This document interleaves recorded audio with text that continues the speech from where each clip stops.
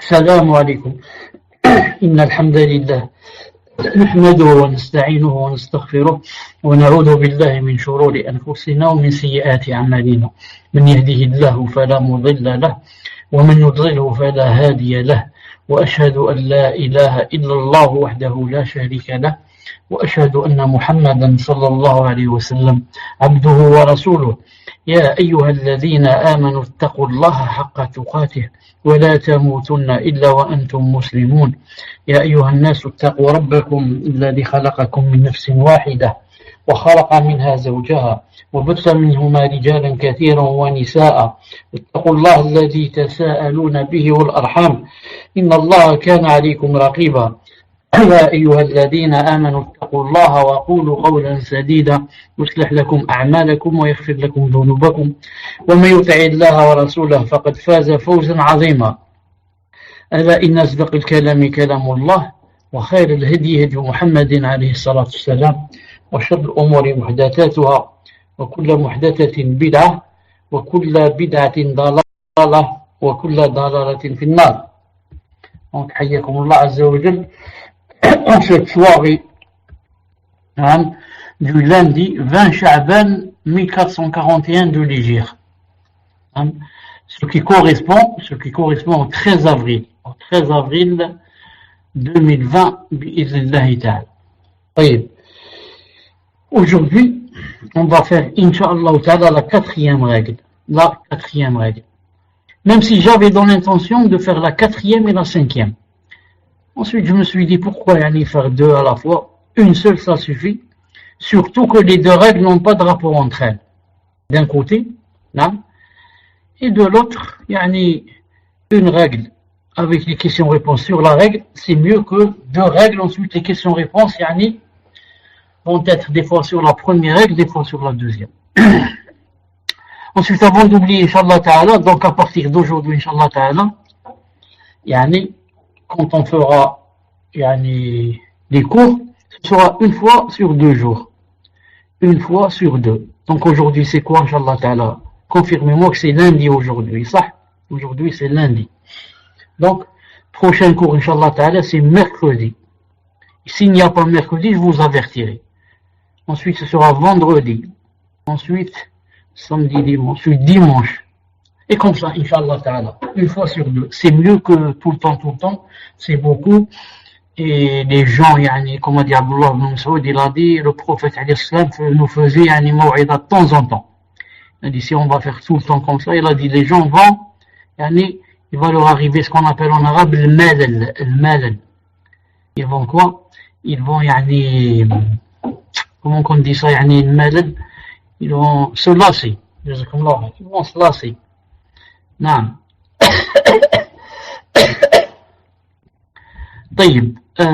Donc, la règle d'aujourd'hui, Inch'Allah Ta'ala, c'est اتخاذ الأسوة والقدوة.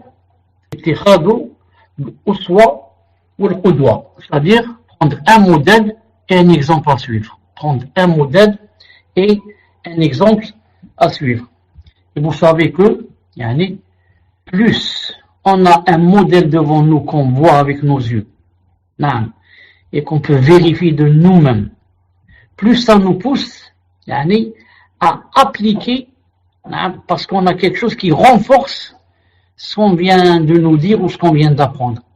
On a donc la connaissance, la science qui sont dans nos cœurs, dans nos têtes, et ensuite maintenant on a devant nos yeux, on voit le modèle. On voit le modèle, ça aide beaucoup. Et comme on dit, ça marche tardan wa aksan, ça marche dans le bien quand c'est dans le bien, ça marche dans le mal quand c'est dans le mal. Je donne un exemple. Par exemple, moi je parle beaucoup à mes enfants, je leur dis il faut prier à l'heure. La salat à l'heure, c'est la chose la plus aimée par Allah subhanahu wa ta'ala, par son prophète. Ensuite, en plus de ce que je leur dis, ils me voient tout le temps prier à l'heure. Tout le temps. Dès que c'est l'adhan, je me lève et je prie. Ou bien je vais à la mosquée. Donc là, on va leur donner deux choses. Ce que je leur disais et ce qu'ils ont vu de leurs propres yeux. Donc ça donne renforcement sur renforcement, encouragement sur encouragement. Maintenant, imaginez le contraire. Je leur parle tout le temps qu'il faut prier à l'heure. Ensuite, ils me voient à chaque fois, quand c'est le moment de la prière, je ne prie pas à l'heure. Je reste des heures pour prier. Je leur parle tout le temps qu'il faut aller, si tu es un homme, il faut aller prier à la mosquée, si la mosquée n'est pas loin. Ensuite, ils me voient tout le temps prier à la maison. Maintenant, avec le mauvais modèle, tu as cassé toute ta da'wa et ta prédication. Tout ce que tu disais, ils vont plus l'entendre. Au moins par rapport à la salat. Au moins par rapport à la salat à la mosquée. Chaque fois que tu vas leur dire il faut prier à la mosquée, ils vont rire de toi. Ils vont te dire oui, mais toi le premier, tu vas pas à la mosquée. Écoutez, il faut prier à l'heure, hein, même dans la maison. Oui, mais toi tu pries pas à l'heure, on te voit. Donc c'est ça le modèle. Hein. C'est un peu aussi, si tu vas dire à tes enfants que la cigarette est haram. La cigarette est haram. Et que c'est de l'argent qu'on jette et qu'on détruit notre santé. Et ensuite, tu les envoies, par exemple, acheter un paquet de cigarettes. Et c'est haram, attention, il ne faut pas fumer, hein, parce que là, il faut m'acheter juste pour moi je vais arrêter, etc. Mais il ne faut pas fumer. Non, jamais tu ne pourras influencer sur eux par rapport à la cigarette, pour qu'ils ne fument pas. S'ils fument demain, ils ont presque, ça se dit pas, mais ils ont presque raison en ce sens que c'est toi qui les as poussés, ils n'ont pas vu le bon modèle en toi. Ils ne doivent pas fumer, ils n'ont pas raison. Mais après, ils vont trouver cette excuse. Ils vont dire pourquoi toi tu fumes. Et encore tu les envoies acheter la cigarette. C'est au moins celui qui fumait, il disait à ses enfants que c'est pas bien de fumer. Si au moins il fumait en cachette. Au moins on cachette des enfants. Mais l'envoyer jusqu'à lui dire va m'acheter des cigarettes, c'est pire. La personne a détruit son modèle. Cette personne n'est plus un modèle par rapport aux enfants. Moi-même, pour vous dire que prendre un modèle, c'est le cours d'aujourd'hui. Non. Et que c'est très important, Inch'Allah Ta'ala. C'est très important. Abdelrazak al-Badr, hafidhahullah ta'ala, a commencé en citant un verset. Il a dit قال الله عز وجل لقد كان لكم في رسول الله أسوة et aussi إسوة حسنة إسوة avec le kasr لقد كان لكم في رسول الله أسوة حسنة لمن كان يرجو الله واليوم الآخر وذكر الله كثيرا. Selon le sens, vraiment vous avez en la personne du messager d'Allah un bel exemple. Pour qui? Pour quiconque espère en Allah Azza wa Jal, et espère Allah, espère le rencontrer, espère son paradis, non. Et au jour dernier, et espère aussi le jour dernier, et évoque Allah fréquemment. Donc, vraiment, on a, nous les croyants, en la personne du messager sallallahu alayhi wa sallam le plus bel exemple. Pour quiconque cherche ce qu'il y a chez Allah subhanahu wa ta'ala comme ravissement, il cherche le jour dernier. Non, il cherche ce qu'il y a aussi le jour dernier. Le prophète sallallahu alayhi wa sallam, c'est le plus bel exemple. Il est impossible qu'il y ait quelqu'un sur terre mieux que lui, dans le bon comportement, dans les belles qualités. Allah ta'ala lui a fait des éloges. Dans aussi le fait qu'il soit vraiment loin de tout ce qui est mauvais.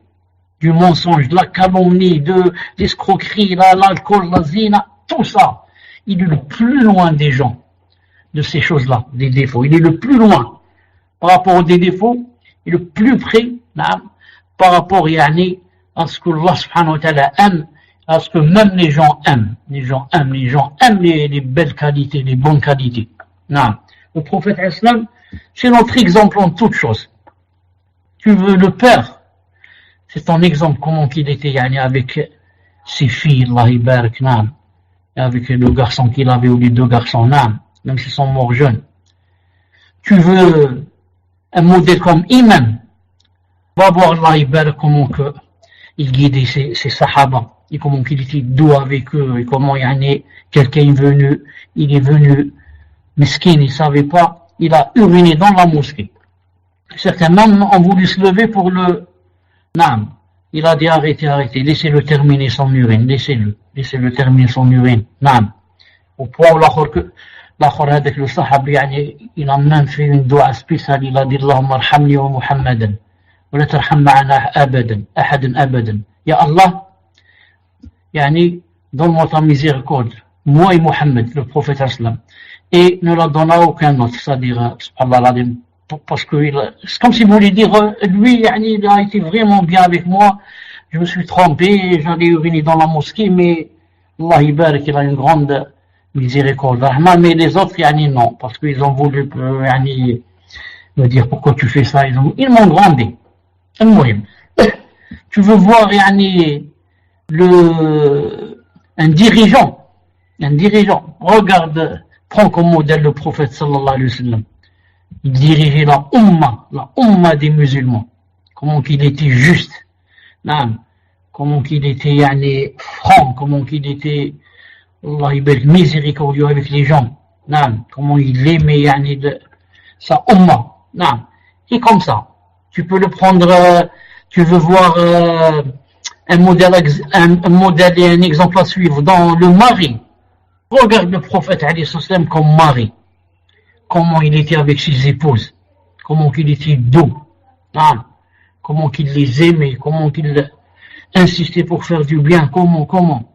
Et comme ça, comme a dit Allah Ta'ala, vraiment, vous en avez en la personne du messager d'Allah alayhi salam un bel exemple pour quiconque d'entre vous espère en Allah Azza wa Jalla, il veut Allah Azza wa Jalla le jour dernier et évoque Allah fréquemment. Maintenant les autres, chacun a son modèle. Celui-là il a tel grand chanteur, l'autre elle a telle grande chanteuse, celui-là il a tel grand acteur, celui-là il a tel grand footballeur, et comme ça. C'est pour lui son modèle. Il le suit en tout, s'habille comme lui, essaie de marcher comme lui, essaie de parler comme lui. Et comme ça, vous n'avez pas vu par exemple, il y a des centaines, s'il n'y a pas 1000 ou plus, des centaines par exemple, qui maintenant par exemple, surtout lorsque Michael Jackson était vivant, il lui ressemblait à 100%. Les cheveux comme lui, les lunettes, la façon de marcher, de danser, de tout. Et comme ça, toujours il y a quelqu'un qui a son modèle, c'est X ou Y. L'autre il a, je ne sais pas, Elvis Presley, l'autre il a Johnny Hallyday, l'autre, et comme ça. Chacun a son. Et nous, alhamdoulilah, qui on a le prophète alayhi sallam, Muhammad ibn Abdillah sallallahu alayhi wa sallam, ibn Amina. Dites à tous ces grands chanteurs que je viens de citer maintenant, grands ça veut dire dans le sens qu'ils sont très, très connus, très réputés. C'est pas grand, ils sont bien. Et moi, dites à ceux-là, qu'est-ce qu'ils représentent par rapport au prophète sallallahu alayhi wa sallam. Si on allait les comparer avec le prophète sallallahu alayhi wa sallam. Ça suffit déjà qu'ils sont souillés. Ça suffit que lorsqu'ils vont en toilette, ils ne se lavent pas. Lorsqu'ils vont uriner ou faire les grands besoins, ils ne se lavent pas. Ça suffit qu'ils sont pleins de souillure. Ça suffit qu'ils sont souillés aussi dans le cœur. Quelqu'un qui n'est pas croyant, quelqu'un qui est souillé. Il a la souillure dans son cœur. La souillure de quoi? Du coffre de la mécréance.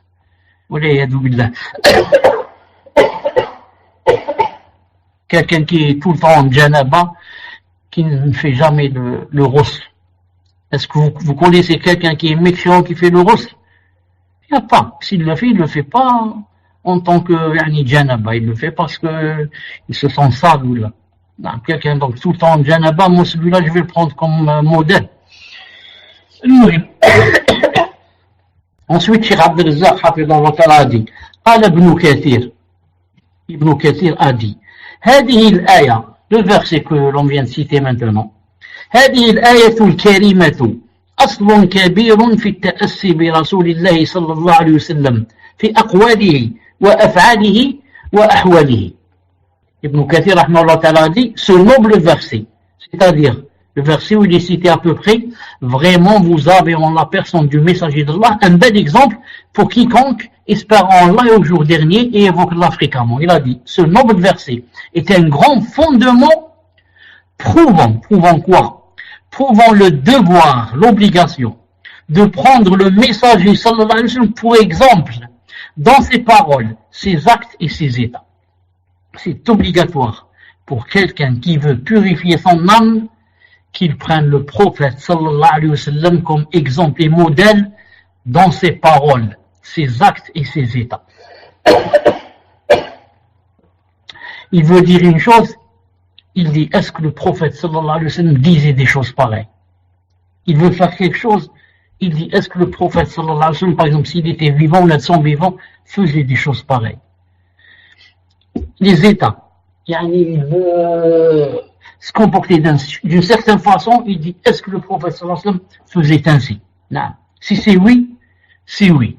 Si c'est non, non. Parce que c'est lui, sallallahu alayhi wa sallam, mon modèle et mon exemple à suivre. Plus, quelqu'un prend le prophète alayhi wa sallam comme modèle dans sa façon de parler, sa façon de manger, sa façon de s'habiller, sa façon de rire, sa façon de se comporter avec les gens, avec ses épouses, avec ses voisins, avec ses amis, avec la Ummah. Non. Plus tu prends le prophète alayhi wa sallam comme modèle dans ce qu'il faisait et dans ce qu'il délaissait. C'est pas seulement dans ce qu'il faisait, aussi dans ce qu'il délaissait. Par exemple, là c'est un exemple. Le prophète alayhi wa sallam ne riait pas beaucoup. C'est un exemple. Et il a dit, le fait de rire beaucoup, ça tue le cœur. Non. Donc moi, si yani, je le prends comme modèle dans le fait que je ne ris pas beaucoup. Je ris seulement yani, là où il faut rire.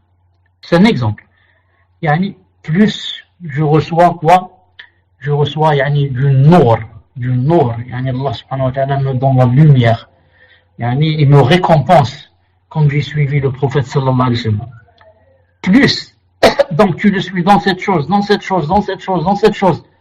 Tu le suis dans le fait de délaisser cette chose.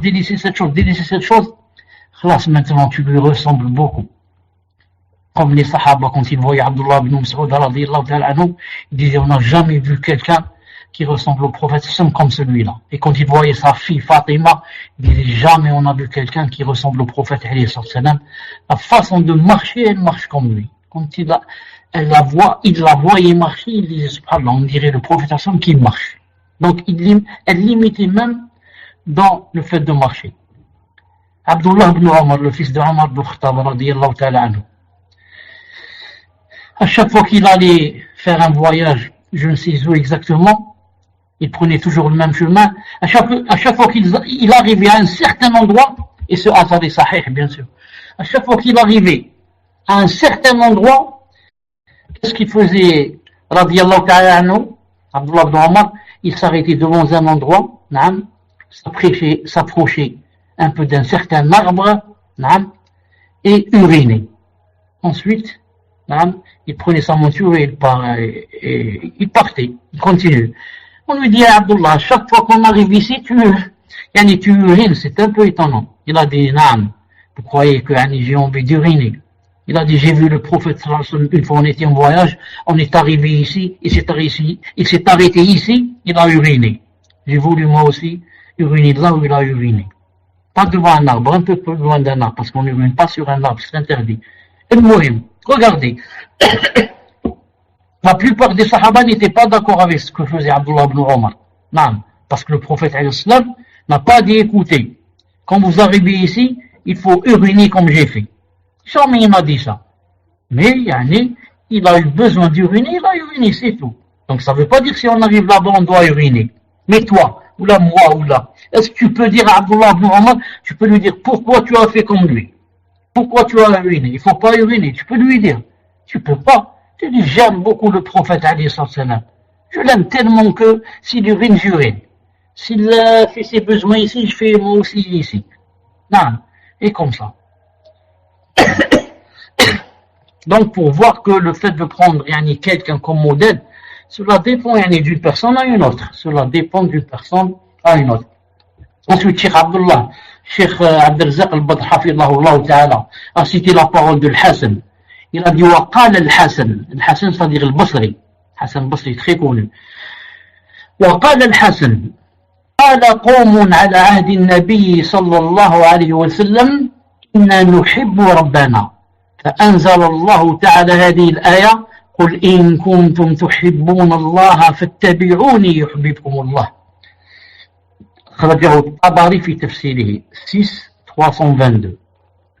Ensuite, Cheikh a cité la parole de Hassan, rahimahullah ta'ala, Sayyid al-Tabi'in, qui a dit quoi? Il a dit, certains ont dit, au temps du prophète sallallahu alayhi wa sallam, nous aimons notre Seigneur, on aime beaucoup Allah subhanahu wa ta'ala. Alors Allah ta'ala a fait descendre ce verset, un verset qui dit en ce sens, c'est Ali Imran 31, il a dit, dis à Muhammad, dis-leur, si vous aimez vraiment Allah, suivez-moi donc, Allah vous aimera alors. Donc, elle dit, comme disent les savants, c'est le verset de l'épreuve. Tu dis quoi? Ils ont dit quoi? Ils ont dit, on aime notre Seigneur, on aime Allah. Taïb, dire que j'aime Allah Ta'ala est très facile. Je peux répéter ça 100 fois par jour, 200 fois. Je n'arrête pas. J'aime Allah, j'aime Allah, j'aime Allah, j'aime mon Seigneur, j'aime mon Seigneur. Tous les gens que je rencontre, je leur dis j'aime mon Seigneur, j'aime mon Seigneur. Mais en fait, où est la preuve? Quelle est la preuve que tu l'aimes? Maintenant, il y a un repère. Et ce repère, c'est Allah subhanahu wa ta'ala qui l'a fait descendre spécialement. Ce repère, tu te bases sur lui, tu vois si c'est vrai ou pas, si tu aimes Allah ou tu n'aimes pas. Qu'a dit le verset? C'est quoi le repère? Il a dit, dis à Mohammed, dans ceux qui disent qu'ils m'aiment, si vous aimez vraiment Allah, suivez-moi donc, moi c'est Mohammed, suivez-moi donc, Allah vous aimera alors. Donc on prend de ce verset que quiconque dit j'aime Allah, alors qu'il ne suit pas le prophète sallallahu alayhi wa sallam, on peut lui dire sans hésiter, espèce de menteur, arrête de mentir. Espèce de menteur, arrête de mentir. Tu aimes Allah subhanahu wa ta'ala et tu n'aimes pas son prophète. Si tu aimes Allah subhanahu wa ta'ala, tu aimes toutes les personnes que Allah ta'ala aime. Et Allah ta'ala n'aime pas quelqu'un comme le prophète alayhi salam. C'est la personne la plus aimée. Or toi tu n'aimes pas le prophète alayhi salam, tu le suis pas, et tu dis j'aime Allah subhanahu wa ta'ala. Arrête de mentir, ça suffit. Arrête de parler beaucoup dans le vide. Non. Si vraiment tu aimes Allah, Allah t'a dit de suivre le prophète sallallahu alayhi wa sallam. Pourquoi tu le suis pas? Pourquoi, tu le prends pas comme modèle? Pourquoi, c'est pas ton exemple? Non. Même que, des fois tu ris de sa sunna. Même que certains, peut-être l'insultent. Et disent, c'est qui ce Mohammed? Mohammed, c'est autrefois, classe terminé, Mohammed. Et ils apostasient. Et ils disent, moi je suis musulman et j'aime Allah, et tu commences à parler, il te dit, tais-toi, femme, tu connais pas mieux que moi, l'islam, l'iman c'est dans le cœur. Je ne suis pas obligé de suivre le prophète, de s'habiller comme lui, de laisser la barbe, et de m'habiller en court par rapport au pantalon au-dessus des cheveux, c'est pas obligatoire tout ça. L'islam se trouve dans le cœur. Et Allah sait ce qu'il y a dans les cœurs. Non. Et c'est vrai, c'est une parole d'ambiguïté. L'iman se trouve dans le cœur, on ne se trouve pas dans le foie, ni dans les intestins, ni dans le pancréas. Ça, c'est vrai. L'islam, l'iman se trouve dans le cœur. Mais où sont les délits? Les délits doivent se montrer, doivent être clairs sur notre corps, sur nos gestes, nos états. Non. Il n'y a pas comme ça. C'est pour ça que le prophète alayhi salam a dit dans un hadith authentique dans Muslim, il a dit que Allah subhanahu wa ta'ala ne regarde pas ce que vous faites, mais regarde ce qu'il y a dans vos cœurs, wa a'malikum, et aussi vos œuvres. Donc Allah Ta'ala regarde ce qu'il y a dans les cœurs pour voir s'il y a la sincérité ou il n'y a pas, si cette personne prie pour moi ou bien prie pour les gens, ça il regarde. Ensuite il regarde les œuvres aussi. Est-ce qu'il y a des œuvres ou il n'y a pas? S'il n'y a aucune œuvre, ou il y a seulement les mauvaises œuvres, il y a l'alcool et la drogue. Où est l'amour? Où est l'amour d'Allah subhanahu wa ta'ala? Où est le suivi du prophète alayhi salam? Non. Ensuite, après avoir cité la parole de Hassan al-Basri, Cheikh Abdel Razak al-Badr hafidhahullah ta'ala a dit فاتباع الرسول صلى الله عليه وسلم والتأسي به دليل على صدق محبة الله تعالى لأن الاتباع والاقتداء بالنبي صلى الله عليه وسلم والسير على منهاجه القويم هو عين التزكية ولا يمكن الوصول إليها بغير ما جاء به الرسول صلى الله عليه وسلم. Donc je répète, il a dit فاتباع الرسول صلى الله عليه وسلم والتأسي به دليل على صدق محبة الله تعالى. C'est-à-dire le suivi du messager sallallahu alayhi wa sallam et le fait de le prendre comme exemple sallallahu alayhi wa sallam à suivre, huwa alayhi salam, lui alayhi salam, est une preuve de la sincérité de l'amour qu'on a pour Allah. Il a dit en effet, car le fait de le suivre et prendre pour modèle le prophète sallallahu alayhi wa sallam ainsi que de cheminer sur sa voie droite, ça incarne la purification elle-même. Et il n'est pas possible de parvenir à la purification sans suivre ce avec quoi le messager sallallahu alayhi wa sallam est venu. Il n'est pas possible d'arriver à la purification sans suivre ce avec quoi le prophète sallallahu alayhi wa sallam est venu. Donc ceux qui veulent sauter, comme on dit sauter, ceux qui veulent sauter le prophète sallallahu alayhi wa sallam, sauter le fait de le suivre, sauter le fait de le prendre comme modèle, sauter le fait de le prendre comme exemple, et dire que moi j'aime Allah subhanahu wa ta'ala et moi je serai au paradis, je serai avec Abu Bakr et Omar et Othman et Ali et tout ça. On dit tout ça, c'est du blablabla. Toi tu dis ce que tu veux. Dis ce que tu veux, dis même que tu as le même degré de foi que le prophète alayhi salam ou que Abu Bakr Omar. Tu peux dire ce que tu veux, tout le monde peut dire ce qu'il veut. Mais nous on parle du dalil. Où est la preuve et le dalil? Où est la preuve et le dalil? C'est pour ça que toute personne qui croit qu'elle peut accéder au paradis demain sans avoir suivi ici le prophète sallallahu alayhi wa sallam, qu'elle se détrompe. Miskine, cette personne, elle est dans le total égarement. Si vous connaissez des gens comme ça, il faut les réveiller. Ils dorment debout. Il ne suit pas le prophète sallallahu alayhi wa sallam, même ne l'aime pas, et même se désavoue de lui, et même se moque de lui. Il te dit demain je serai au paradis. On sera au paradis. Tu seras au paradis. Wallahi al-Ali al-Azim. Que les 8 portes du paradis sont fermées et bloquées pour toute personne qui ne s'est pas mise derrière le prophète sallallahu alayhi wa sallam. Si tu ne te mets pas derrière lui et que tu suis son chemin, et que tu le prennes comme modèle et exemple, wallahi, enlève de ta tête l'idée de rentrer au paradis. Impossible. D'ailleurs, les portes du paradis, à qui vont-elles s'ouvrir premièrement? 8 portes du paradis, ça, et celles de Jahannam. À qui elles vont s'ouvrir d'abord? D'abord au prophète sallallahu alayhi wa sallam. C'est-à-dire que tous les gens qui vont rentrer au paradis, les milliards de croyants et de musulmans qui vont rentrer au paradis, n'ont pas le droit de rentrer et d'y accéder. Ils doivent attendre devant la porte jusqu'à ce que vienne Sayyiduna, et qu'il fasse l'intercession pour qu'Allah subhanahu wa ta'ala lui permette qu'on lui ouvre les portes à lui. Ensuite, quand lui il entre, pour que les autres puissent entrer. Et tous ceux qui dans cette vie n'étaient pas sur son chemin, ni ne le suivaient, ni ne l'aimaient, ni, qu'ils sachent dès maintenant qu'ils doivent faire la tauba et revenir, avant qu'il ne soit trop tard.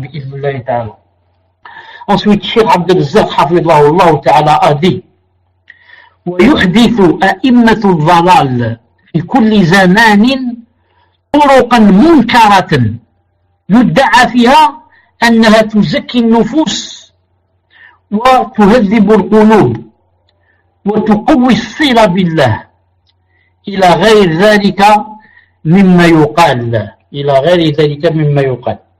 Cheikh Abdel Razak Hafidallah Ta'ala dit les imams de l'égarement, et comme vous devez savoir, les imams de l'égarement se trouvent dans chaque nation, dans chaque pays. Comme a dit le prophète, il a dit دعاة على أبواب جهنم نعم يقذفون فيها من يعني استجاب لهم, quelque chose en ce sens.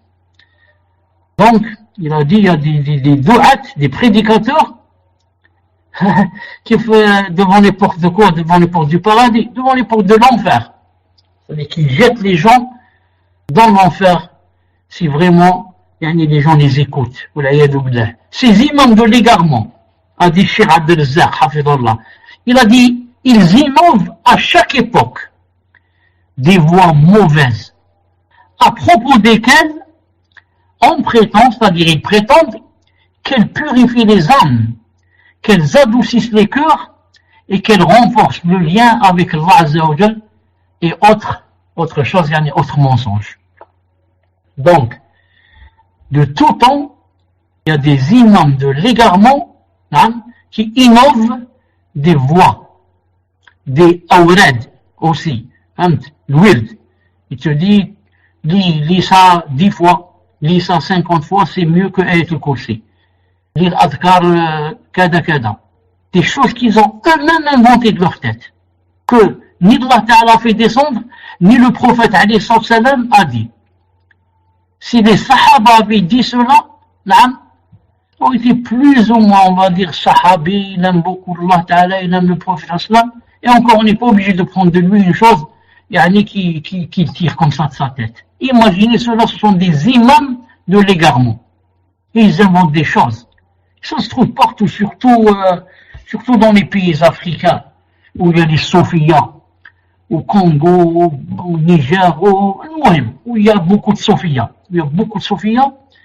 Chaque Sophie, il va t'inventer des choses, t'inventer des paroles, jusqu'à t'inventer des livres. Des livres.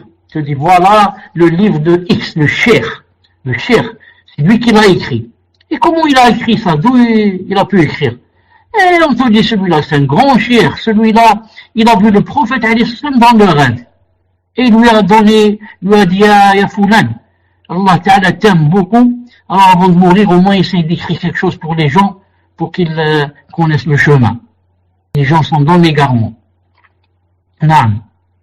Il y a des gens que j'ai rencontrés personnellement et qui m'ont juré par Allah subhanahu wa ta'ala que ça existe. Ce que je vais dire. Que ça existe. Ça c'est en Syrie. Ça existe en Syrie.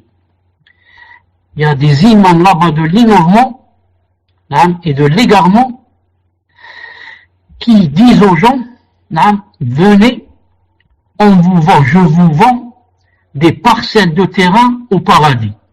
Maintenant, il te vend. Tu lui donnes, je ne sais pas combien d'argent. Un arbre, c'est par exemple 2 millions ou 3 millions, je ne sais pas. Et il te vend d'après ton argent. Un arbre, 1 hectare, 3 hectares, il te vend une partie du paradis. On m'a dit, Cheikh, Wallah al-Azim, que ça existe en Syrie. Qu'on connaît les gens là-dedans qui font cela. Déjà, leur secte est très connue, elle s'appelle Naqshbandiya. Tu suis le grand imam Naqshbandi. qu'Allah Ta'ala nous préserve. Ils sont comme ça des sortes de foulards sur la tête vert, en couleur vert, ils s'habillent tous de la même façon. Donc regardez où les gens peuvent arriver avec l'égarement. Maintenant je te vends ta parcelle du paradis.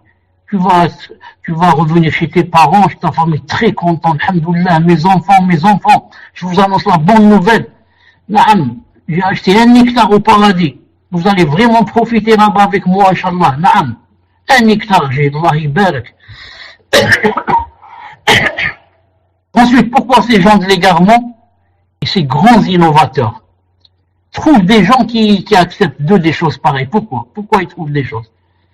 Parce que les gens ne connaissent pas la sunna. ne connaissent pas la salafia, ne connaissent pas la vraie religion. Miskin, il est dans le total égarement. Quand il fait tauba, il tombe entre des gens eux-mêmes égarés, qui vont lui ajouter égarement sur égarement. Il tombe entre les tablirs. Il tombe chez une mosquée de tablirs. Tu connais les tablirs en tapant de la sunna.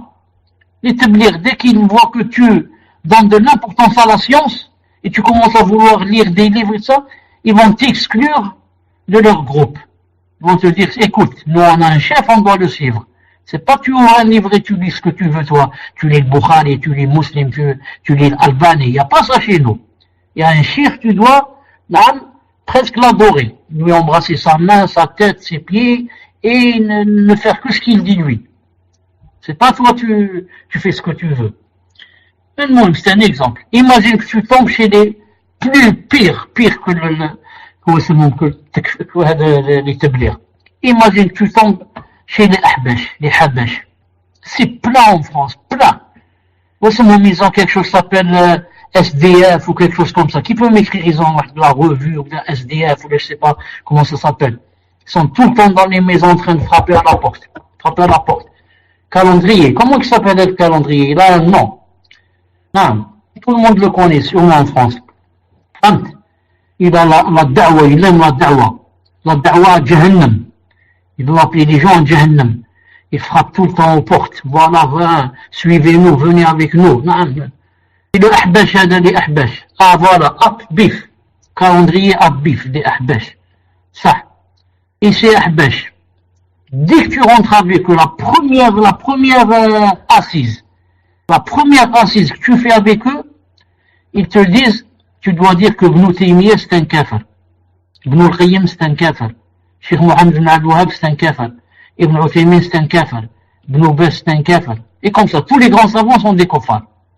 Et qui est donc, qui n'est pas kafir? Nous l'Ahbash et Abdullah al-Hariri, le grand chef qui est mort, ça fait une dizaine d'années ou une quinzaine d'années.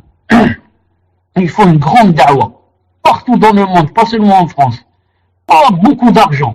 Tout le temps dans les maisons en train de mendier. Non. Et leur da'wa, ça marche beaucoup. Pourquoi? Parce que les gens sont des juhal. Cheikh ici, avant de donner leur calendrier, demande aux gens où est Allah. Voilà, où est Allah? Si tu dis Allah Ta'ala est au-dessus des cieux, tu dis kafir. Allez, kafir, espèce de kafir. Et ils partent et ils t'insultent. Non. Il faut dire qu'Allah Ta'ala est partout. Allah Ta'ala est partout. Qu'est-ce que ça veut dire il est partout? Il est partout. Il est dans les astaghfirullah, dans les toilettes, dans les cabarets, dans le ventre de l'âne, il est partout. L'ayadou billah. Non. Ils ont beaucoup d'argent pour faire la da'wa. Et leur da'wa est acceptée par les gens. Pourquoi? Parce que tout est permis. C'est pas obligé de mettre le hijab. Non. Pour les femmes, la mini-jupe, ça convient très bien. La cigarette, femme et homme. La musique, femme et homme. La danse. Tout ça, c'est pas haram. Donc, tout le monde aimerait comme ça. Oh, regardez le vrai din. C'est ça, il dit que moi j'aime comme ça. Oh, les autres, les salafis, tout est haram. Oh, moi j'aime l'islam comme ça. Yani, l'islam, alhamdoulilah, tout est permis. Quelqu'un va faire la tauba miskin. Il était dans l'égarement, un reconverti nouveau. Il va dans une mosquée pour la première fois, il trouve une assise, il dit, ils sont en train de faire le dhikr, ou là ils apprennent quelque chose, je vais m'asseoir avec eux, il s'assoit pour la première fois. Il s'avère que ce sont qui? Ce sont des takfiri. La première des choses qu'ils vont lui dire, est-ce que tu juges toi avec les lois d'Allah subhanahu wa ta'ala? Je vais dire, non, je suis débutant. Oui, tu connais quelqu'un maintenant dans le monde qui juge avec les lois d'Allah? Les gouverneurs? Je vais dire, Wallah, je sais pas. Il te dit, y a pas. Ils sont tous des kuffars. Et tous les gens sont des kuffars, parce qu'ils jugent pas avec les lois d'Allah subhanahu wa ta'ala. Non. Et l'islam, c'est quoi? C'est seulement juger avec les lois d'Allah subhanahu wa ta'ala et tuer les gens. Avec, entre parenthèses, le fait de tuer, ça s'appelle djihad. Le djihad. Tuer les gens. ils emmènent comme ça yani, des reconvertis, des centaines, des milliers. Ils les emmènent en Syrie, en Irak, femmes et hommes. Et même mieux, pire, avec leurs enfants, avec leurs enfants. Les femmes qui sont là-bas, la plupart, on joue d'elles comme on veut. On joue d'elles. Parce qu'elles tombent dans le, elles tombent dans le, comment que ça s'appelle ça, yani, on les attrape comme dans le butin, etc. L'ennemi, que tu es en train de combattre. Ben, il attrape, yani, comment ça s'appelle les gens qu'on attrape, les comment ça s'appelle? Les prisonniers. On attrape les prisonniers, les prisonnières. Ensuite, on les force à faire la zina, on fait que ça. Voilà. Et tu vas tuer qui? Tu vas tuer le Tarout Zama, Tarout. Non. Et maintenant, ce sont des centaines, des milliers, qui sont partis de France, de Belgique, yani leurs enfants, si tu les vois, tu vas pleurer, Masakin. Yani, loin. Leurs femmes, loin. Leurs hommes, leurs maris, la plupart tués, torturés, comme ça, dans le vide. Zama fi sabilillah. Donc c'est très grave, hein? C'est très grave pour les nouvelles personnes qui rentrent dans le dîn si elles ne sont pas bien entourées, bien protégées. Très grave. Très grave. Parce que moi je viens de faire la tauba. Je ne connais rien. Toute personne qui me dit Allah a dit et son prophète a dit, je dis oui, c'est vrai. Je ne demande même pas d'ailleurs si le hadith est authentique ou pas. Je ne connais pas ces choses. Qu'est-ce que tu viens de dire? Allah a dit, oui. Tu as dit, le prophète a dit. Qu'est-ce qu'il a dit? Il a dit ceci, cela, là. Moi, je le prends au mot et je le crois. Pourquoi? Je ne suis pas vacciné. Je n'ai pas de science, aucune science. Rien. Toute personne peut me guider comme elle veut. Faire de moi ce qu'elle veut. Moi, je connais beaucoup de salafis qui m'ont dit, des frères et des sœurs, ils m'ont dit, Wallah, yani, alhamdoulilah, qu'Allah subhanahu wa ta'ala nous a guidés vers la salafiyya. Sinon, on était avec les tablir, on était avec l'ahbash, on était avec le takfir. On est passé par plusieurs sectes pour arriver à la salafiyya. Je dis, alhamdoulilah, Allah subhanahu wa ta'ala vous a voulu du bien. Il y en a qui non, il y en a qui la première fois, ils tombent direct avec les salafis. Ceux-là, ils perdent pas le temps, alhamdoulilah. Le premier jour, ils vont vers la lumière. Et il y en a masakines qui passent de secte en secte pour arriver. Et il y en a qui n'arrivent pas.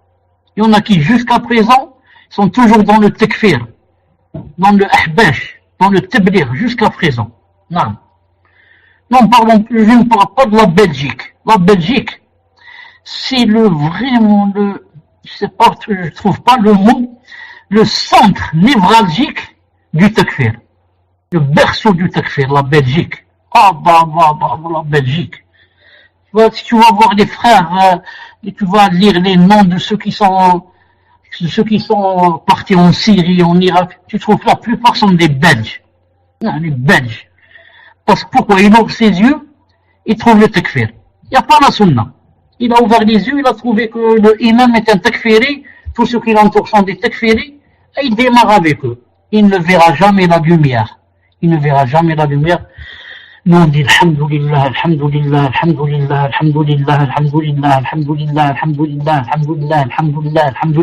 Allah dit sunna.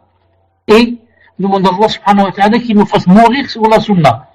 Parce que certains aussi étaient sur la sunna et on dévie. C'est pas facile. La personne doit beaucoup revenir à Allah subhanahu wa ta'ala et demander que Allah subhanahu wa ta'ala la fasse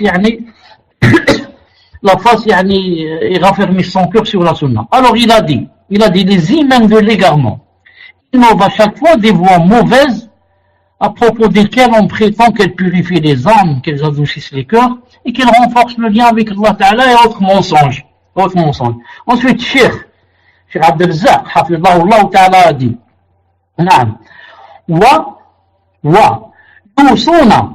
يوصون بالانقطاع عن الجماعات والخلوة في أماكن مظلمة وترداد أذكار خاصة وألفاظ معينة يزعم أنها تزكي وتهذب وتربي النفوس إلى غير ذلك من الدعاوي الباطلة من الدعاوي الباطلة. Donc le cheikh continue et il dit à propos des imams de l'égarement qui inventent des choses, il a dit, et il recommande, ces imams de l'égarement, et il recommande de se détacher des rassemblements, ne pas être avec les gens qui se rassemblent, et de s'isoler dans les lieux et des lieux ténébreux, de répéter des formules d'invocation particulières qu'ils ont inventées en parenthèse, et certaines expressions dont on prétend, ils prétendent qu'elles purifient l'âme, adoucissent et éduquent les âmes, ainsi que d'autres choses parmi ces fausses prétentions. Parmi ces fausses prétentions. Non. Donc, les imams de l'égarement, ils recommandent même aux gens de se détacher des groupes. Si tu restes avec les gens, ils peuvent te réveiller. Si tu restes avec les gens, surtout s'ils connaissent un peu le din, ils peuvent te réveiller. Mais il faut couper des gens du din et des gens de la sunna. Et faire de sorte que ces gens, les gens qui viennent de faire tawba, etc., il faut faire de sorte qu'ils n'aient de relation qu'avec nous. Pour qu'on soit nous le modèle. C'est nous qui guidons. C'est nous qui décidons. C'est nous qui montrons. C'est nous qui donnons des conseils. Il n'y a pas d'autre. Sinon, on ne peut plus commander la personne. C'est pour ça, tu trouves que le bid'i, les gens de la bid'a, ils insistent toujours avec leurs adeptes pour leur inculquer qu'ils ne doivent pas avoir de relation avec les autres gens. Surtout les gens de la religion. Car sinon, ils vont perdre le contrôle. Ils voudraient que le contrôle soit à eux seulement. Soit à eux. Non. Ensuite, il a dit, قال الإمام سفيان بن عيينة إن رسول الله صلى الله عليه وسلم هو الميزان الأكبر فعليه تعرض الأشياء على خلقه وسيرته وهديه ما وافق فهو الحق وما خلف فهو الباطل. Ça se trouve dans le livre الجامع لأخلاق الراوي وأدب السامع. نعم de Khatib. نعم. Donc, qu'est-ce qu'il a dit ici? Ibn al-Qayyim a dit, c'est pas Ibn al-Qayyim, afwan. Les hommes, fausse prétention. Attendez, peut-être j'ai sauté quelque chose. نعم, il a dit, وأيضا فجميع الأعمال التي ليس عليها أمر النبي صلى الله عليه وسلم مردودة على صاحبها كما قال النبي صلى الله عليه وسلم من عمل عملا ليس عليه أمرنا فهو رد مردود على صاحبه rapporté par Muslim ça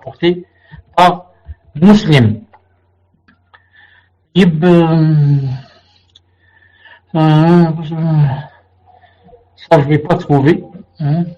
Voilà. Il a dit de même toutes les œuvres qui ne relèvent pas de l'ordre du prophète sallallahu alayhi wa sallam sont rejetées contre celui qui les a faites.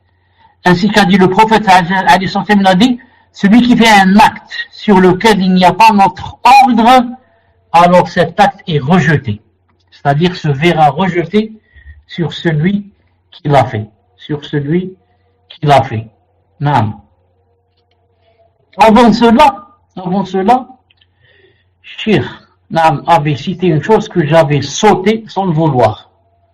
C'est la parole de Ibn al-Qayyim rahimahullah ta'ala, où il dit تزكية النفوس أصعب من علاج الأبدان وأشد فمن زكى نفسه بالرياضة والمجاهدة والخلوة التي لم يجي بها الرسل فهو كالمريض الذي يعالج نفسه برأيه وأين يقع رأيه من معرفة الطبيب.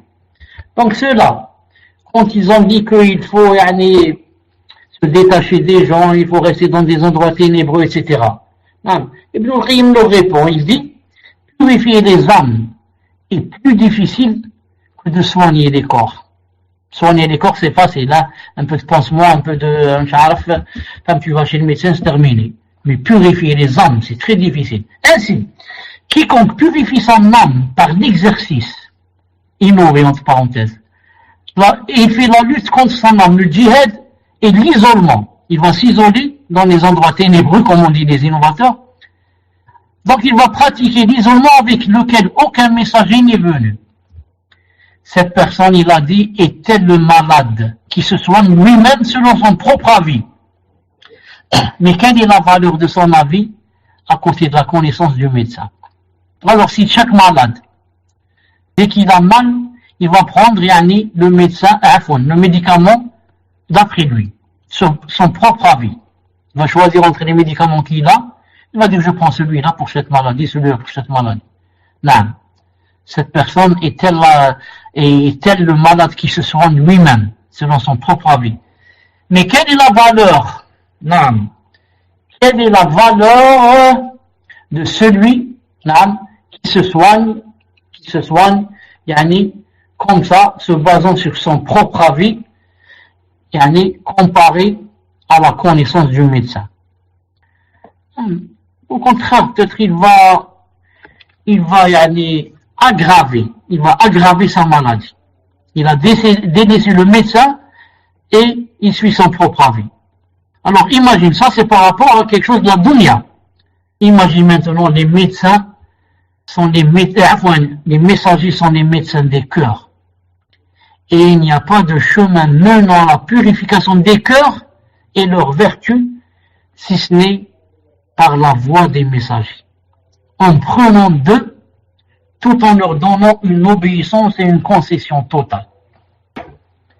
Imagine, si pour les maladies du corps qui ne sont pas graves, comparées aux maladies du cœur.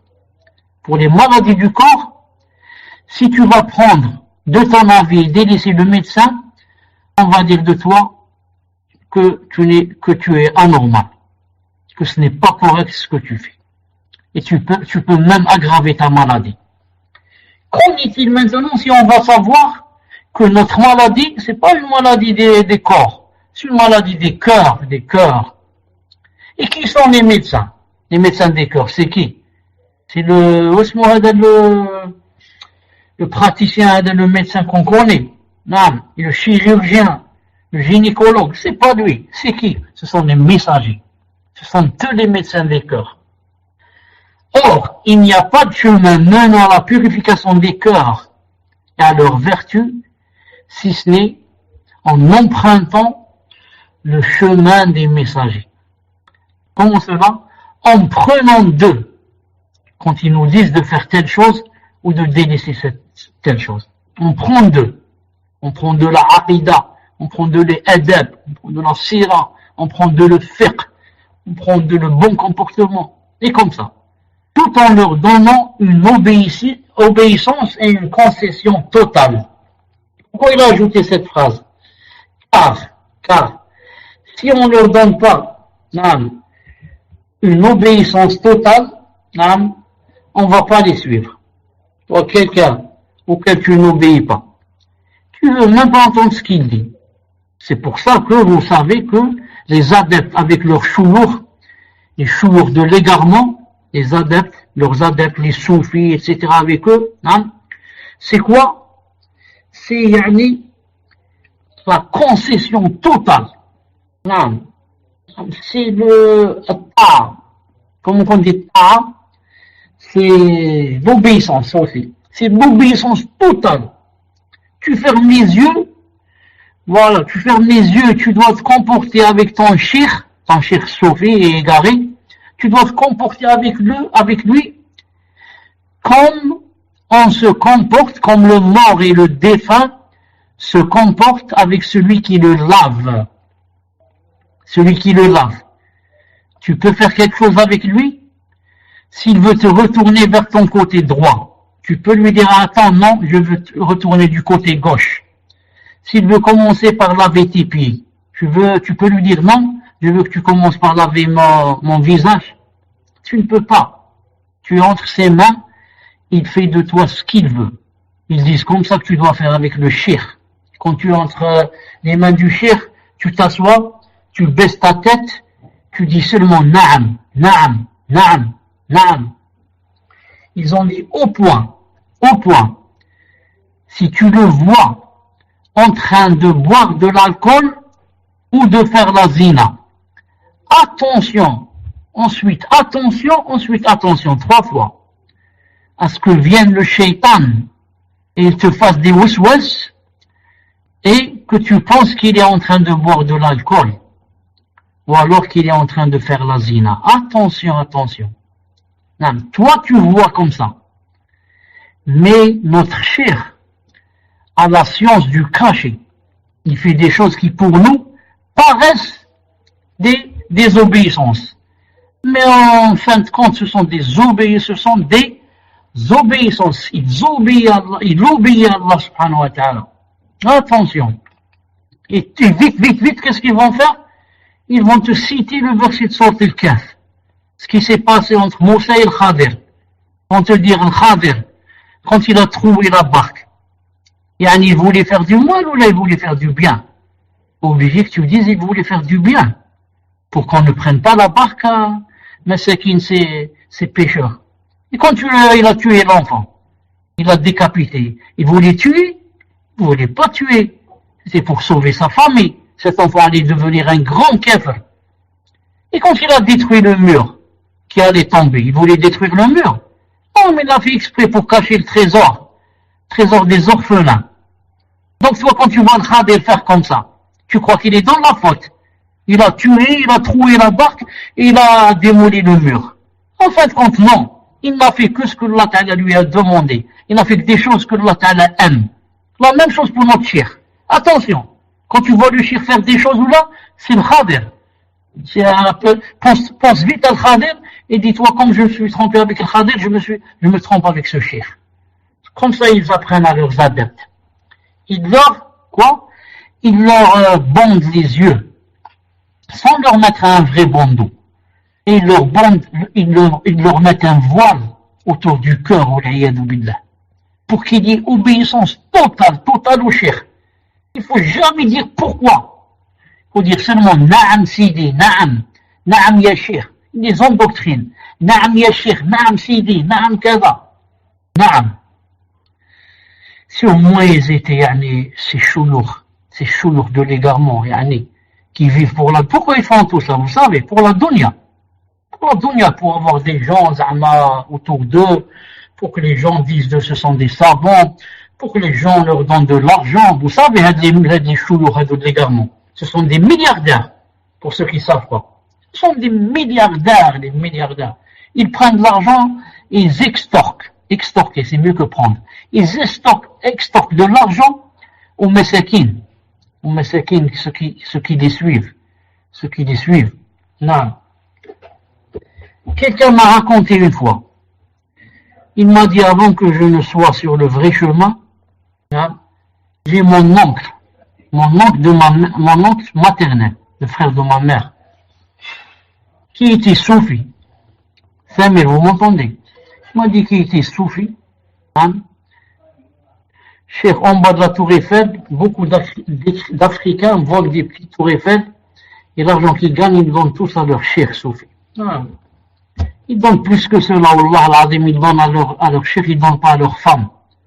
Wallah, ils donnent à leur cher, ils donnent pas à leurs enfants qui meurent de faim. Wallah, ils achètent tout à leur cher, ils n'achètent rien à leurs enfants de certains qui n'ont même pas des habits.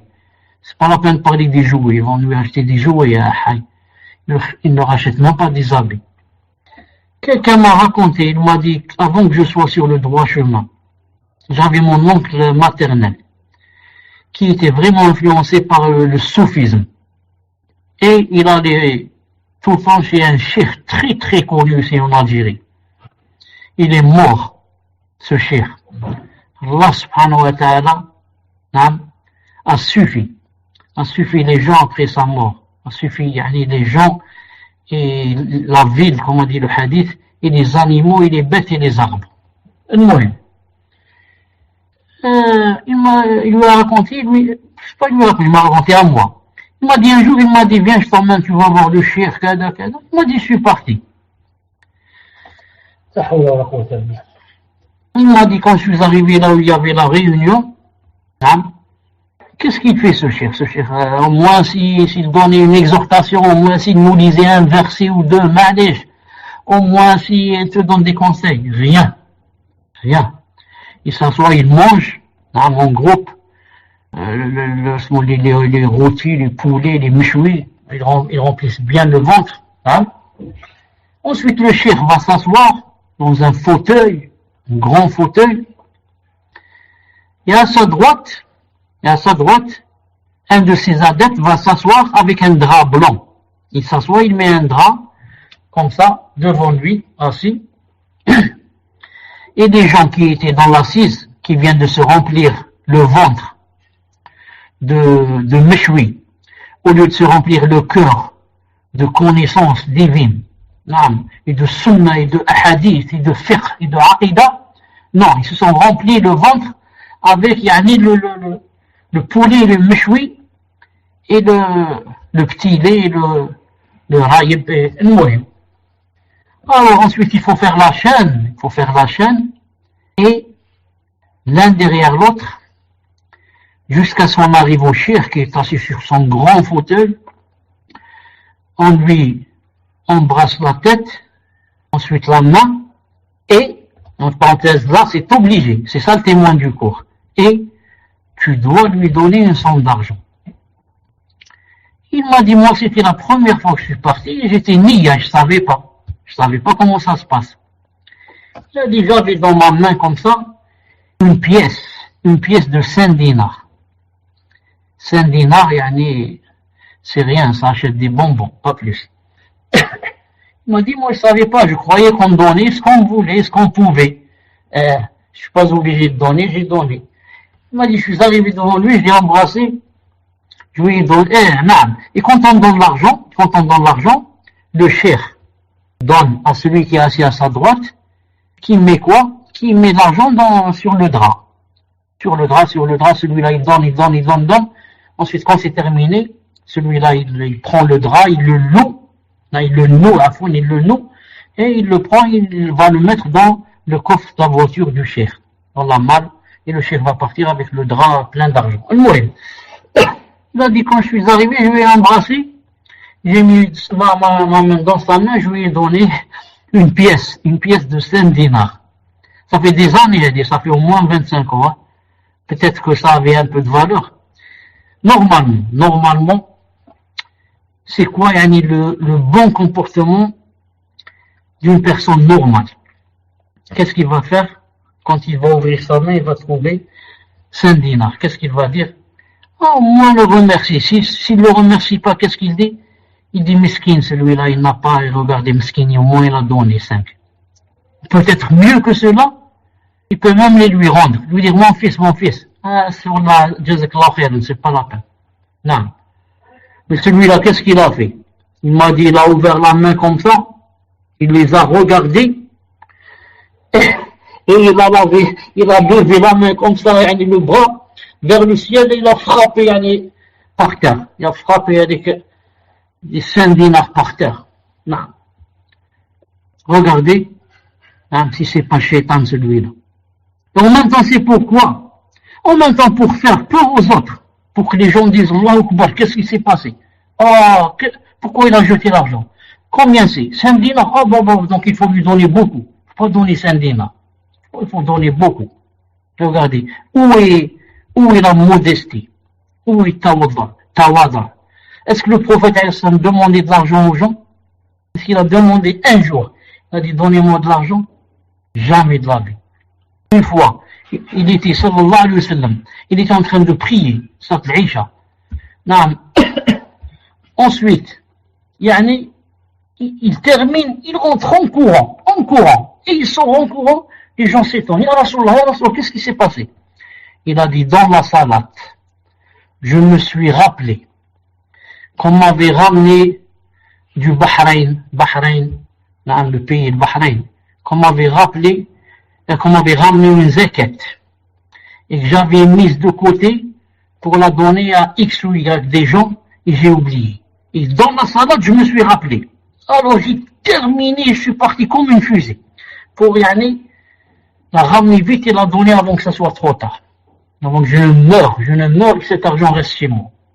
Donc regardez le prophète Aslam, comment qu'il était soucieux de donner C'est pas de demander, de donner, il donne. Il ne demande pas.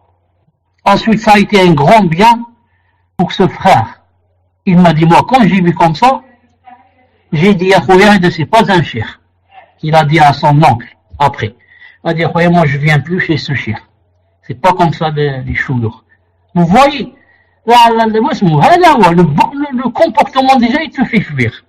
Comment? Moi, je suis venu pour apprendre le din, pour apprendre la aqidah, apprendre le fiqh, apprendre le sira.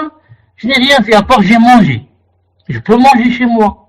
Et ensuite, je dois donner de l'argent, sinon, on me fait comme ça du cinéma. On m'a fait du cinéma comme ça devant tout le monde. Depuis ce jour, il a dit, il n'y a pas de soufia. Le soufisme, c'est terminé, il n'y a pas. Je cherche autre chose. Pour terminer maintenant, ce qu'a dit Cheikh Abdelzak, il a dit, الرسل أطباء القلوب فلا سبيل إلى تزكيتها وصلاحها إلا من طريقهم وعلى يديهم وهذا الله دي ولهذا وجب على من أراد تزكية نفسه أن يجاهد نفسه على الاتباع والاقتداء والتأسي بالرسول صلى الله عليه وسلم والحذر من المحدثات والمخترعات والطرائق المبتدعات التي يدعي أربابها أنها تزكي النفوس Donc il a terminé en disant c'est pourquoi il est obligatoire à quiconque qui désire purifier son âme de lutter contre son âme. Pourquoi il lutte? Pour suivre et prendre pour modèle et exemple le messager sallallahu alayhi wa sallam. Il a dit c'est obligatoire. Pour celui qui désire purifier son âme, voilà, Allah Ta'ala t'a envoyé le messager comme modèle. Prends-le, suis-le, chemine vers son chemin, et tu verras que ton âme va se purifier, bi'idhna azzaoul. Et il a ajouté une chose terminée, il a dit, et à prendre aussi garde contre les innovations, les inventions, les hérésies, les bid'ah, et les voies innovées dont les chefs prétendent qu'elles purifient l'âme. Attention, il faut aussi prendre ça en considération. Ce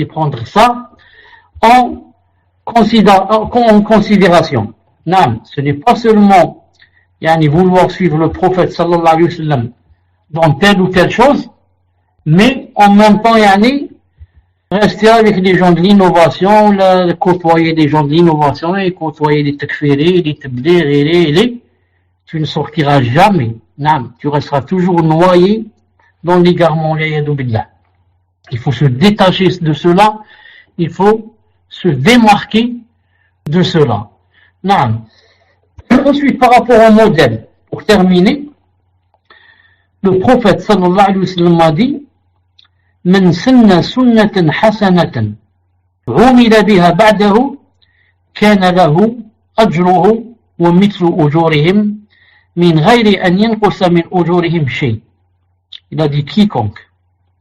Il va, disons, inventer. Une sunna hasana. Une bonne, disons, habitude. Une bonne chose. Ou alors, quelque chose de la sunna du prophète, par exemple, on l'a oublié, et toi tu es la cause pour la faire revivre. Il a dit alors cette personne, si elle invente comme ça une bonne tradition, et que cette tradition, après lui, on va la mettre en exercice, on va l'appliquer, il a dit alors la personne a inventé cette chose, aura les hasanat et les bénéfices de tout ce qu'ils ont fait avec cette tradition, sans que lui il ne prenne rien de ce qu'ils ont fait eux. C'est pas parce qu'ils ont fait cette chose que lui il va leur prendre le hasanat. Non, eux ils vont avoir des hasanat parce qu'ils font une bonne chose, et lui aussi il aura toutes les hasanat des personnes qui vont faire cette chose. C'est comme l'insan, par exemple, je ne sais pas, il va inventer une chose, il va dire par exemple, non. Par exemple, là, de temps en temps comme ça, par exemple, il ouvre sa maison hein, une fois par mois ou 2 mois ou la femme, et il dit que tout le monde vienne manger. Non. Ensuite, les gens vont faire comme lui. D'ailleurs, Cheikh Ben Baz, c'est comme ça qu'il faisait, rahimahullah, toute sa vie. Il va dire, moi aussi, je vais faire comme lui. Allez, j'ouvre ma maison demain pour celui qui veut venir manger. C'est un exemple. Alors, tous ceux qui vont venir manger, la personne, bien sûr, pour avoir ouvert ses portes, aura des récompenses. Et elle aura des récompenses de tous qui ont mangé. De toutes les personnes qui ont mangé, sans qu'il leur enlève quelque chose. Ensuite, il a dit, ici, c'est le contraire. Quelqu'un, il a inventé, il a été la cause d'une mauvaise tradition, d'une mauvaise habitude. Et cette chose, après lui, on l'a appliquée, il aura les péchés de cette chose. Et aura comme les péchés de tous qui ont fait cette mauvaise chose. Et il ne peut rien sans leur enlever de leurs péchés. Donc le contraire est aussi valable. Si quelqu'un fait une mauvaise chose, cette chose on ne la connaissait pas, subhanallah. Ensuite il va faire une mauvaise chose et les gens maintenant vont faire comme lui. À chaque fois ils vont faire cette mauvaise chose. Donc imaginez, je donne un exemple très simple. Imagine qu'il y ait un marabout un peu des environs où j'habite. Et ce marabout est ignoré. Ce marabout est déserté. Personne n'y va là-bas. Ensuite, moi, un jour, je décide. Je dis, je vais là-bas et je vais égorger un mouton et inviter les gens à manger. Ensuite, les gens vont dire, subhanallah, on va faire comme lui. Ensuite, moi, je meurs, par exemple, et les gens, à chaque fois maintenant, ils vont aller là-bas et égorger et inviter les gens à manger. Quelle a été la cause de cette mauvaise habitude? Elle n'existait pas, elle existait, les gens l'ont oublié, déserté. Maintenant, j'ai été la faute, c'est moi qui les fais revivifier. Donc, à chaque fois qu'une personne viendra là-bas faire ce que j'ai fait, j'aurai les péchés de cette personne. Et les péchés de toutes les personnes qui vont suivre cette personne. Donc, c'est le mauvais exemple et le bel exemple. C'est très important. Non. Tu es le sabab pour avoir revivifié ou instauré entre les gens une habitude, une bonne habitude, ou d'avoir proféré un hadith ou là de l'avoir propagé parmi les gens. Chaque personne qui l'entendra et le fera parvenir à une autre personne, tu auras comme ses récompenses bi'idhnillah subhanahu wa ta'ala. Regardez donc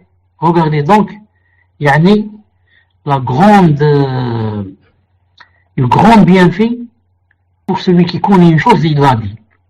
Toi, tu lis tout le temps des livres, tu entends tout le temps des cours, tu entends un hadith. Je donne un exemple. Aujourd'hui, depuis qu'on a commencé, peut-être 1h30 ou là, tu n'as pas entendu un seul hadith.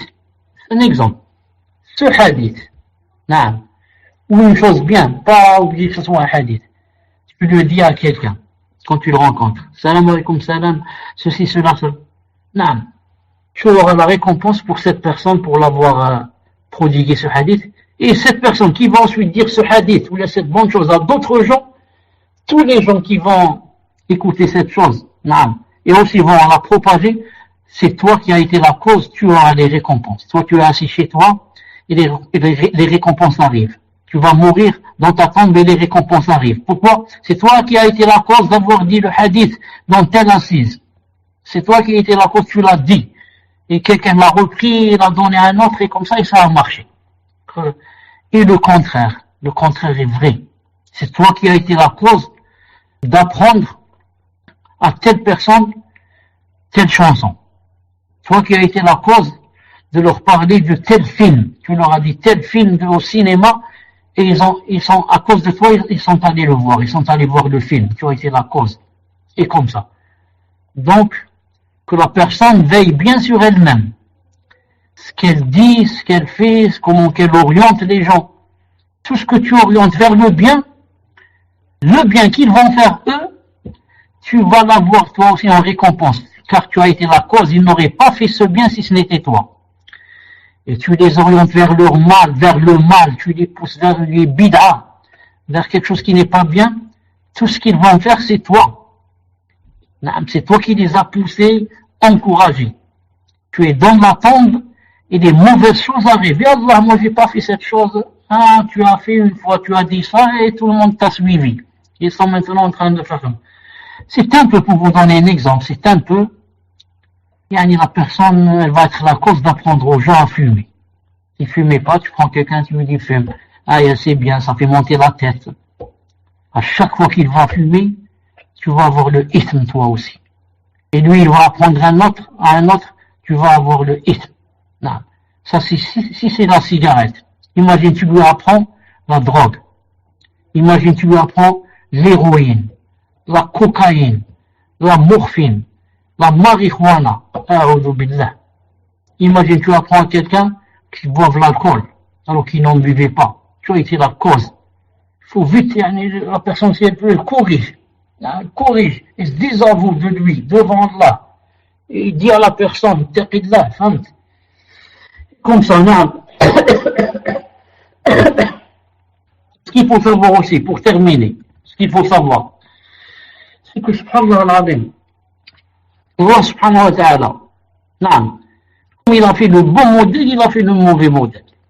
Comme il a créé le bon modèle, il a créé aussi le mauvais modèle, subhanallah al-azim. C'est pour ça qu'il y a toujours des bons modèles et des mauvais modèles. Regardez lorsqu'Allah subhanahu wa ta'ala dit dans le verset, il a dit, dans un verset, il a dit, وَجَعَلْنَا مِنْهُمْ أَئِمَّةً يَهْدُونَ بِأَمْرِنَا لما صبروا وكانوا بآياتنا يوقنون وكانوا بآياتنا يوقنون. Une seconde, si je peux vous emmener ce verset, si je peux le copier. Regardez ce verset. Est-ce que ça s'est affiché ou pas? Alhamdulillah, ça s'est affiché. وجعلنا منهم أئمة يهدون بأمرنا لما صبروا وكانوا بآياتنا يوقنون. Nous avons fait de certains d'eux des dirigeants qui guidaient les gens par notre ordre, vers le bien. Subhanallah. Il les a récompensés. Pourquoi il leur a donné ça? Pour avoir enduré et cru fermement en nos versets. Ce n'est pas n'importe qui va devenir da'iya et prédicateur et inviter les gens vers l'islam et vers cette grande da'wa et cette belle religion. Mais il faut les deux derrière conditions. Pour avoir enduré, tu vas souffrir un peu. Allah Ta'ala va t'éprouver. Et vraiment tu crois au verset d'Allah subhanahu wa ta'ala. Tu as des doutes, tu as ceci, tu peux pas arriver. Qu'est-ce qu'a fait Allah Ta'ala de certains gens? Nous avons fait d'eux des dirigeants, un imma en arabe, un immatan, yahdouna, subhanallah al-azim, qui guide, naam, yahdouna bi amrina, qui guide avec notre ordre, bi idhnillah subhanahu wa ta'ala, naam. À l'inverse de cela, Allah subhanahu wa ta'ala a dit dans un verset, a dit dans un autre verset, regardez ce qu'il a dit. Dites-moi si c'est affiché. Alhamdulillah, il a dit وَجَعَلْنَاهُمْ أَئِمَّةً يَهْدُونَ إِلَى النَّارِ وَيَوْمَ الْقِيَامَةِ لَا يُنصَرُونَ. Subhanallah al-azim. Ils nous filment d'eux des dirigeants, les autres ils appelaient à notre ordre, appelés à l'islam. Et ceux-là, qu'est-ce qu'ils font? Les dirigeants qui appellent les gens au feu. أئمة يدعون إلى النار. Et يوم القيامة, qu'est-ce qui va leur arriver? Ils ne seront pas secourus. Il n'y a personne qui peut les aider. Donc nous filment d'eux des dirigeants qui appellent les gens au feu. Et les premiers, nous filment d'eux des dirigeants qui appellent à notre ordre. Regardez la différence entre celui qui appelle au paradis et celui qui appelle pour l'enfer. Celui qui appelle pour Allah Ta'ala, celui qui appelle pour le shaitan. Regardez la différence. Une grande différence. C'est incomparable. Certains appellent. Et tu vois, toi, même les gens devant toi, les gens que tu côtoies, qui sont autour de toi, les amis, la famille, là, il y a toujours des gens, ou bien ils appellent au feu, ou bien ils appellent vers Allah et le paradis. Toujours. Il y a des gens qui veulent appeler au bien, des jeunes, et d'autres qui appellent au mal. Des gens qui appellent à la sunna du prophète, au adab du prophète, à l'islam.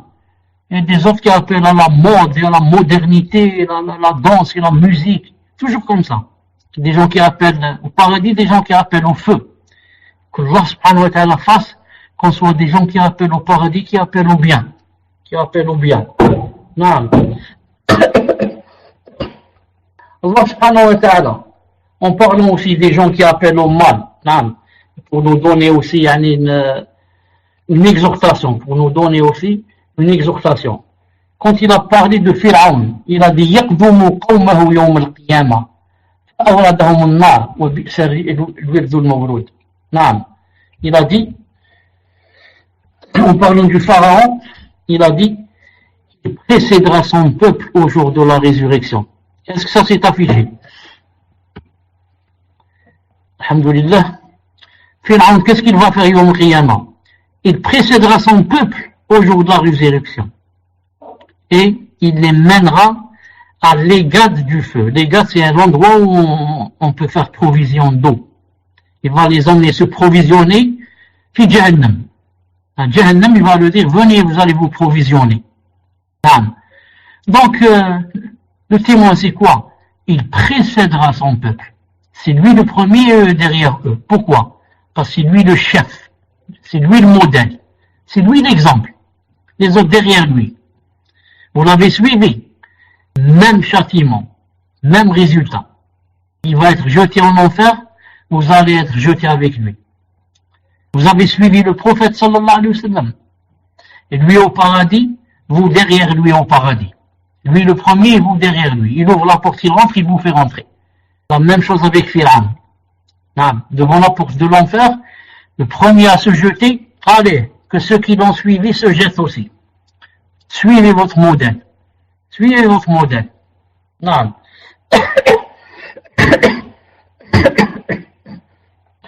Je vais arrêter ici, Inch'Allah Ta'ala. Je dis, Subhanakallahumma bihamdik, ashhadu an la ilaha illa ant, astaghfiruka wa atubu ilayk. Allah subhanahu wa ta'ala nous aide à ce qu'on soit un bon modèle, ya Rabbil Alamin. Naam. Cheikh, mais faut dire comme dans l'histoire de Moussa, vous avez cité l'histoire à la fin, au lieu de dire il a reconstruit le mur, vous avez dit il a détruit le mur. Jazakallahu khayran. Merci de m'avoir corrigé. Non, je voulais dire que le mur allait tomber, allait se détruire. Lui, il l'a reconstruit. Il n'a pas non, il n'a pas démoli, il l'a reconstruit.